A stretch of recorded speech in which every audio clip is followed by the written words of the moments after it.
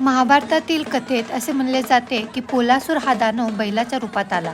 श्रीकृष्णाने त्याचा वध केला. या प्रसंगाची स्मृती म्हणून बैलपोळा साजरा केला जातो. बैलपोळ्यापूर्वी बैलांना हळद तेलचे स्नान, नंतर शिंगांना रंग, अंगावर पांघरुणी, झूल, घुंगरू, कवड्या सजवल्या जातात. गावाच्या प्रवेशद्वारांवर आंब्याच्या पानांचे तोरण लावत ढोल, ताशा, नगारे वाजून मिरवणूक काढली जाते. आमच्याकडे बैलपोळ्याला कारुणी म्हणतात. काही ठिकाणी बैलांच्या शर्यती घेतल्या जातात, जिथे एखादा बैल तोरण ओढत तोडतो. तोडणारा विजेता म्हणून गौरवला जातो.